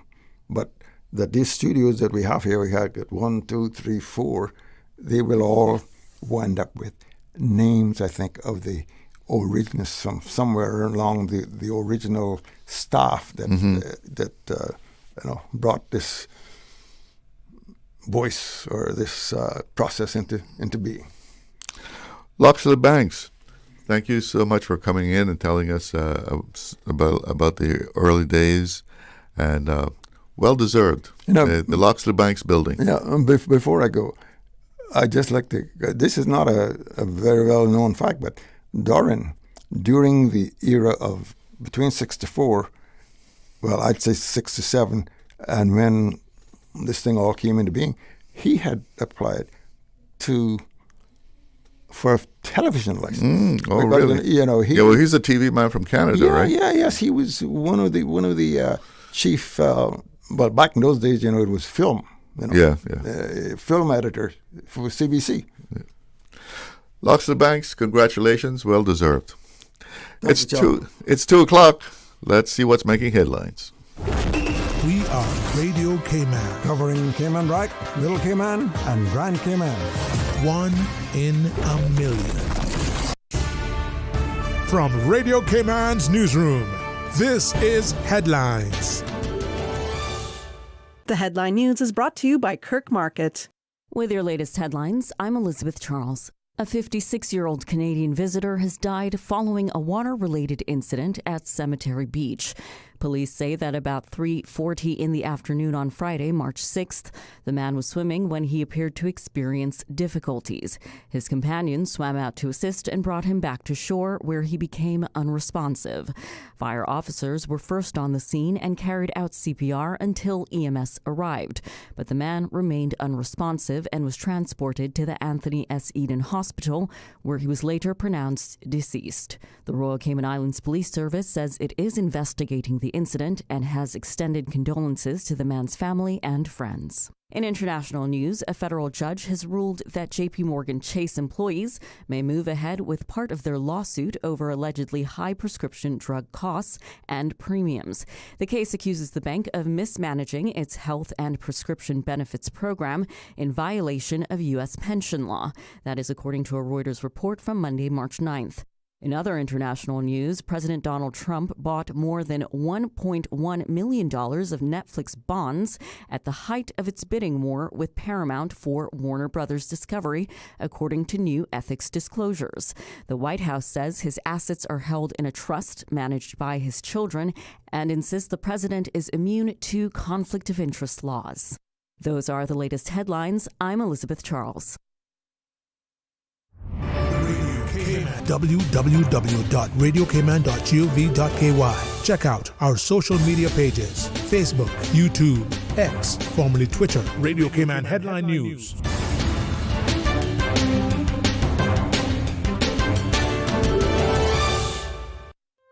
Looking for fresh, healthy food that's full of flavor? Then you've got to visit Kirk Market. Our dishes are made with fresh, high-quality ingredients. Enjoy vibrant mixed greens or satisfying pasta salads. Or try one of our delicious grill options like blackened chicken, spicy beef steak, or grilled salmon. Looking for something light and flavorful? We've got sushi rolls and poke bowls prepared daily. And don't forget to explore a hot bar or Billy Fresh salad at the salad bar. Stop by Kirk Market today for breakfast, lunch, or dinner and taste the difference. Eat well, live well with Kirk Market.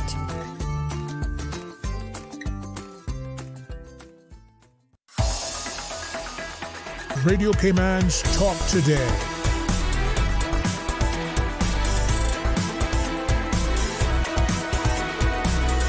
What is on your mind, Cayman?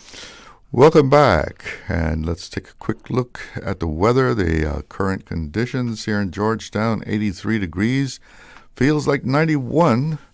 The wind speed almost 13 knots coming out of the east-northeast, and the forecast is calling for isolated showers for the rest of the afternoon, evening, and tonight, with winds east to northeast at 10 to 15 knots and seas running 2 to 4 feet. Well, the Gender Affairs Unit is going to be sponsoring 3 workshops, all as part of Women's Month, and it's going to be women in farming, gardening, and auto repair. And here to tell us all about that is Karlene Bramwell. She is the Senior Policy Analyst. Good afternoon. Welcome to the show. Hello, Mr. Challo. What made this happen?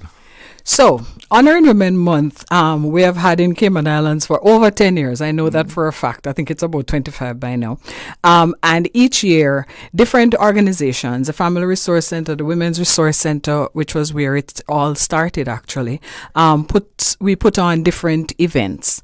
Gender Affairs works in collaboration with a number of entities to put on events throughout the month as well. And so this year, again, we have chosen to redo some of the things that we have done because we're all about empowering through skills, giving people skills to help themselves. And so that's what we're doing this year again. So just from the looks of it, did you kind of choose things that some people would not necessarily associate as a female activity? Exactly, and that is exactly the point of view that I try to go from. Where are the areas? One, where are the sectors where women are not necessarily represented? One, and then two, what are some of the things that we typically don't associate with women, but they are skills and knowledge that women should know for their own good, really. So you have one, female farmers? Yes. So let me start with that one. That's the last one. So for the third year, actually the first year when we did this, the theme of Women's International Women's Day at the time was about how do we get females involved in the farming sector.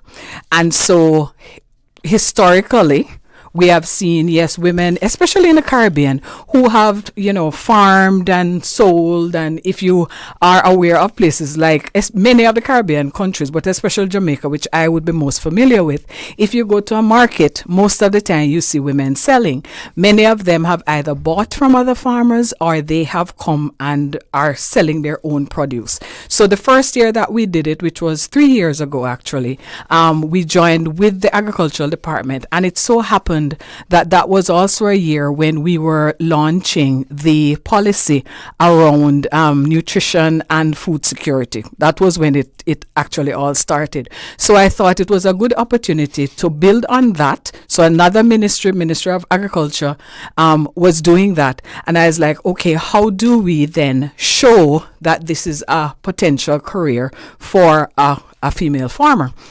And so the first year, we actually did a female farmers market. The second year, we opened it and said, okay, we're also going to get artisans involved. So persons who made whatever sort of items. We had people who made bags. So there were people who sewed. There were people who make hair oils and that sort of thing. They came along. There were people who made games. They came as well. So that was our first year. And we have it on the grounds of the glass house, right under that big tree, which I, again, think is very symbolic of the whole, how we come together as a community and how we can grow together as well. And so by doing that farmers market, the whole point behind it is to give females a platform to sell their goods, to make some money, because we're all about financial empowerment, and also to sort of expose themselves to the potential to grow. So that was the first year of our farmers market. So this year we're having it on the 20th of March, and it's going to be between 11 and 5. So we're inviting all the persons around in town. You're walking by or you're driving by, please stop and support the farmers in that way. So again, by the glass house. Yep. What kind of response do you get? I mean, are there women genuinely interested in farming? Yes, I think the first year we actually had to turn people away. Yeah. Yes, and the second year I think we had about 15 vendors of different sizes. So there were people there who made smoothies. There were people who made the bubble tea thing. There were actual established farmers who had all sorts of goodies that particular year. And so, yes, we have had quite a number, and we continue to. If the farm is whether female run or female owned, that is who we're really targeting for this particular event. Mm-hmm.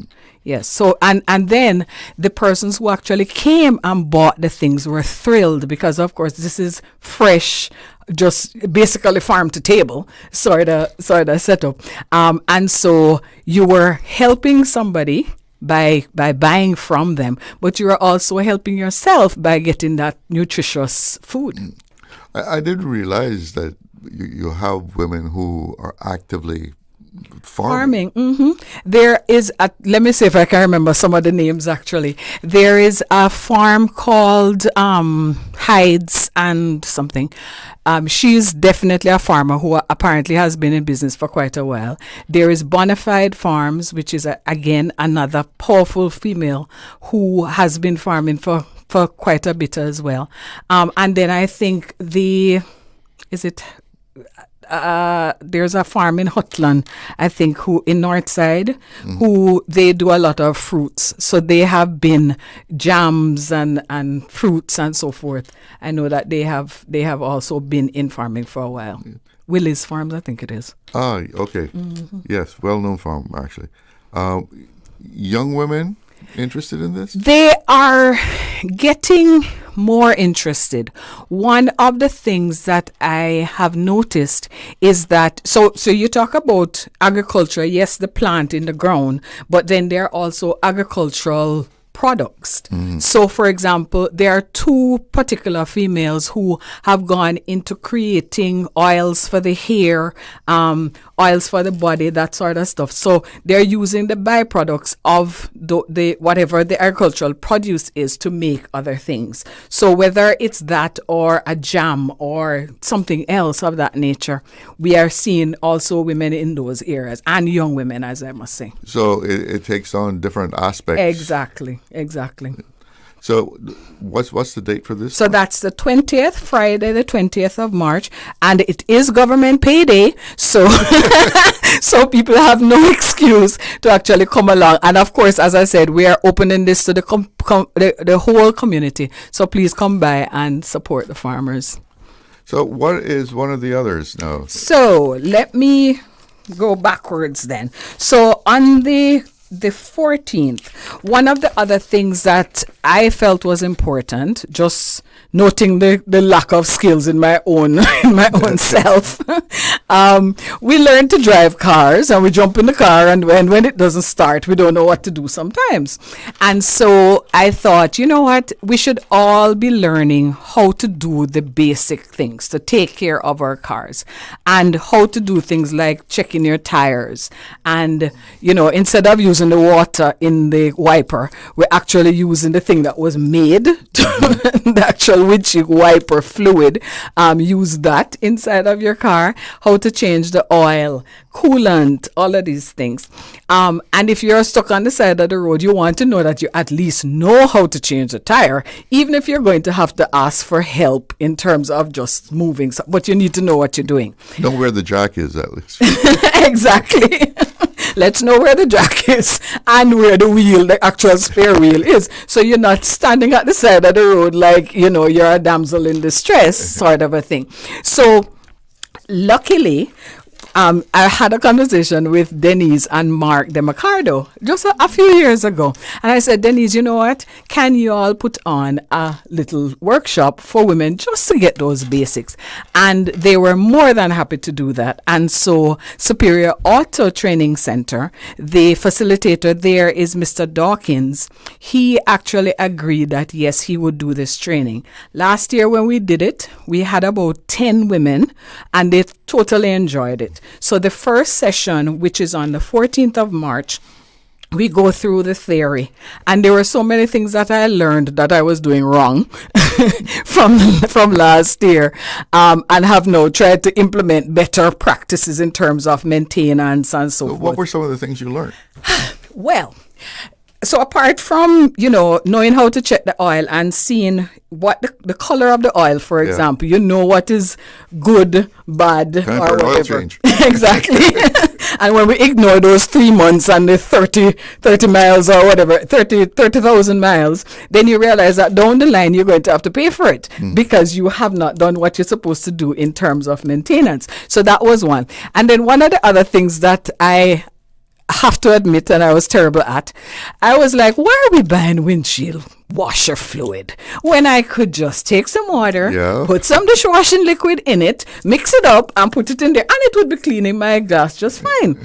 So Mr. Dawkins corrected me and he said, you know what, you see that this spray thing that actually puts the water on, what happens to it is that it will crystallize over time if you have the incorrect sort of fluids in it. So I was like, okay. So since then I've actually started buying the fluids. I also learned that on tires, there are some numbers on there. Yes. And it actually can tell you when the tire was manufactured, of course, the tire pressure that you're supposed to have, and so forth. So even that, because I think there are a number of places who sell pre-owned tires, pre-used tires, and you go and you're buying it in January of 2026, and it was manufactured from 19 whenever. And so you would know the difference really, because you're looking at it and you're like, okay, the treads on the tire, which is supposed to, if you use I think he said a 10 cent, it shouldn't be over half the size of or under half. Right. Yeah. So if it's worn down, then you know that your tires, when you're trying to stop, when you're on wet roads, etc., this is not a good thing. So those sorts of tips were extremely helpful for us. And sometimes, yes, you learn these things 20 years ago when you started driving, or your father made sure that you knew these things, but yet over time you just forget it. So those things were very, very helpful. So on the first day, we go through theory, and he also explains, there are different types of oils for different vehicles. So there's a reason why they tell you to use this particular grade oil and so forth. So first day is theory. Second day, we actually get down into the garage with our cars, look to see where is your dipstick, where is your brake fluid to go, where are the different fluids to go. We check our air pressure. We learn to actually change the tire. So you're in a safe and secure sort of environment and supported where you learn how to do these things. So that's the helpful nature of it. You get the theory and you also get the practice. So that will be the 14th and the 21st. And that is at Superior? Yes, you go there? Yes, at Superior Training Center. Is it limited? The number of people? The more the merrier, actually. And if we see that this is something that is actually well subscribed to, one of the conversations that we've actually had is having more of a long-term, sort of like a certified course, whether it's a 6-week program or something, that you can actually go into more depth into that. So if we get an over subscription, that's fine. We'll work with it. All right, we've got to take a little break here, but we'll be right back and we'll hear about the third workshop coming up. Did you know that Doctors Hospital provides urgent care services 24 hours a day, 7 days a week? And Doctors Hospital's urgent care physicians have access to the most advanced MRI and CT imaging in the Caribbean, providing reliable diagnostics when you need it most. When you need quality urgent care for an illness or injury, Doctors Hospital is here for you 24/7. Whether it's a migraine, chest or abdominal pain, shortness of breath, broken bones, or another urgent need, Doctors Hospital at the top of Walker's Road. Urgent care right now. Looking for fresh, healthy food that's full of flavor? Then you've got to visit Kirk Market. Our dishes are made with fresh, high-quality ingredients. Enjoy vibrant mixed greens or satisfying pasta salads. Or try one of our delicious grill options like blackened chicken, spicy beef steak, or grilled salmon. Looking for something light and flavorful? We've got sushi rolls and poke bowls prepared daily. And don't forget to explore a hot bar or Billy Fresh salad at the salad bar. Stop by Kirk Market today for breakfast, lunch, or dinner and taste the difference. Eat well, live well with Kirk Market.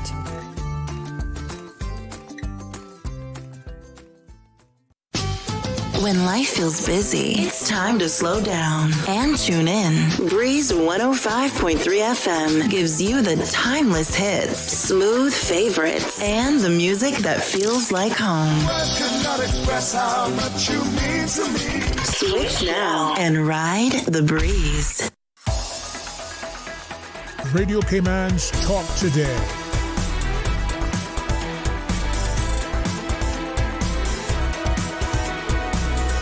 What is on your mind, Cayman? Welcome back. And we're hearing about some workshops being put on by the Gender Affairs Unit. And we've been moving backwards as far as dates. So this will be the first one here. Women in Gardening. Right. So the Women in Gardening is actually going to be on the 21st. So we have the Women on Their Wheels on the 14th and the 21st. And also the Women in Gardening is actually going to be on March 21st as well in the afternoon, 3 to 5. So what's the focus here? So this one, of course, we want to also support and promote the eat what you grow what you eat sort of movement. Again, we know the issue of food security in the islands, and even in terms of cost of living, if you can not spend, $3 even on scallion, for example, which is easy to grow, then it means that you're then saving money in the long run. So how do we help ourselves is basically what it is around. So in this particular workshop, we'll be looking at what are some of the things that are easily grown. If you have it could be container gardening, it could be a backyard garden, so forth. What are some of those things that we can grow? Different types of herbs are very, very easy to grow. And as I say, in the long run, you're actually saving money. You may need to know what nutrients a plant might need. Sometimes you see a brown leaf and you don't know what that means. Does it need nitrogen? Does it need something else? So the gardeners at ProPlus will actually be assisting us with almost like diagnosing what our plant needs are. Sometimes too, you don't know where to actually plant certain things or locations to put pots with different sorts of plants. So where the shade, the south-facing window, we see all of these sorts of things. How much sun a particular type of plant needs. So we'll be looking at that as well. In this particular workshop, I want to suggest that women also bring their girl children so that they also learn these skills, and also it is the opportunity for intergenerational learning and doing something next to each other and learning from each other and so forth. So girls are also invited to come along with an adult to this particular workshop. The persons who will be facilitating this, Stephanie Ferran is one of the gardeners there at ProPlus Gardening Center of Linford Pearson Highway. And I'd like to thank the owners of ProPlus, Mr. Gifford Palmer, and all the staff there for they actually reached out to us and said they wanted to assist in some way. So this was a perfect opportunity for us to work together to ensure that women get the skills that are helpful. Actually. So this is the first time that this one has been? This particular one with a private company, yes. The first year we actually did a similar thing with the Department of Agriculture. So we actually had the department come in and told us about different soil composition, how much water, types of pests as well. And so they did that for us the first year. Sometimes because the agricultural fairs are within this time period as well, it's a little bit tricky for them to sort of balance everything. Mm-hmm. So in this particular case where ProPlus reached out, I was like, okay, yes, let's do that. And you really don't need, a big space to do this, right? Exactly. Just the other day, I actually took about maybe 3 feet by 2. And now I have growing in there fever grass, I have black mint, I have scallions, I have tomatoes, all of this in just one little patch, chives. So anytime that I'm going to cook, I just go outside, I snip a piece, and voila, fresh. Or you go pick a tomato. Exactly. Well, the tomato is not doing so well, so I may have to go to... I may learn something in this. It can be tough if you don't know what you're doing. It is, let me tell you. And then the all of the pests, the caterpillars and stuff that like to eat the leaves. That's a big thing in Cayman. Yeah. Yep. So this one will take place on the 21st. So this one is on the 21st. It's 3:00 to 5. So you'll still have time to go to Red Sky at night because yes, it's the same day. But yes, and as I haven't said before, but to sign up for all of these, you can either email GAU, which is Gender Affairs Unit at gov.ky, or you can call me at 244-3226, or the flyers are actually on the Ministry of Social Development's website and Facebook, and there are links there that you can register for any of these particular and these are all sessions. All free. I remember the first year when we did the farmers market, the vendors were like, do we have to pay for the booth? I'm like, no, all you need to do is show up with your stuff. We'll provide everything that you need. As I said, we are providing a platform for you to show what you do. And so we don't want to have any barriers in terms of having to pay for that. Mm-hmm. Well, we have a few minutes to go. Tell us a little bit about the general work of the Gender Affairs Unit. So the Gender Affairs Unit's main mission is about gender mainstreaming. And what that means is to look at all programs and policies, etc., to ensure that the needs of the different genders are actually thought about when we are creating any policies, etc. From a legal perspective also, we have been involved in the Anti-Sexual Harassment Act, which was passed last February, actually. So that's one of the things that we have done. There's a gender equality law, there's a gender equality tribunal, and there will be an anti-sexual harassment tribunal as well. And the point of that work, the policy-related work, is to ensure that, again, there are opportunities, there are no barriers, there is protection for persons from experiencing certain things. And so a lot of our work is sort of behind the scenes, but it is important national work overall. Because if we some things we take for granted, especially in this region as well. If we look at places like India and other places, we realize that as women, we are not worrying about the same things that they are worrying about in their context. But at the same time, we still have issues in our context as well. We know that women are essentially the face of poverty. So, for example, if you look at statistics of older women globally, a lot of the times, though the women make up a larger proportion of persons who are under the poverty line. And these things stem from experiences in life before that. So if, for example, a girl had to drop out of school because, there was period poverty in the sense that she can't get sanitary pads and so forth, then it means that it will affect her employment, it will affect her salary, and then down the line when she's now at retirement age, if she has happened to have a job during those years before, and then you have the whole issue of the motherhood sort of punishment as well. If somebody decides to leave the workforce and come back in, what does that look like? So you can see how the root cause then ends up being a real serious scenario at the end of your life cycle. So a lot of the work that we do is around education and making sure that the legislative sort of structure is there to ensure that women can reach to that gender equality. Now, is the unit a place where someone can turn to if they feel like they're being harassed? Or Yes. So, well, unfortunately, the unit at the moment is just myself, but we're working on that. However, if there is a particular issue like sexual harassment, or if there is, say, discrimination in the workplace, they can actually call or write to us, and there's a complaint form that they can put in the details, and then the tribunals will look at their cases and then make determinations based on that. So yes. So they remain anonymous? Not anonymous, because if you're making a claim, then you would definitely need to give your name. If you're making a complaint, yes, we want to know the details of that. However, everything is kept in confidence for sure.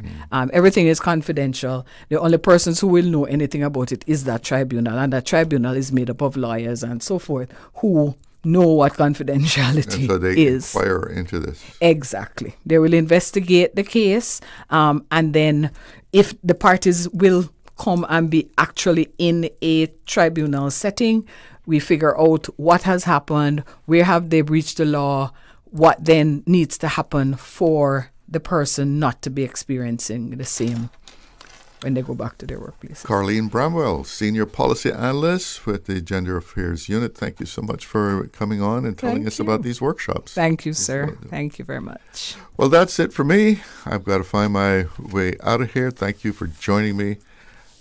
I'm Charles Glidden. One love. Talk Today is brought to you by the Ministry of District Administration. Explore your history. Explore your land. Explore your sister islands. And Doctors Hospital. Peace of mind is important when life happens. Doctors Hospital. Always there for you. Call 949-6066.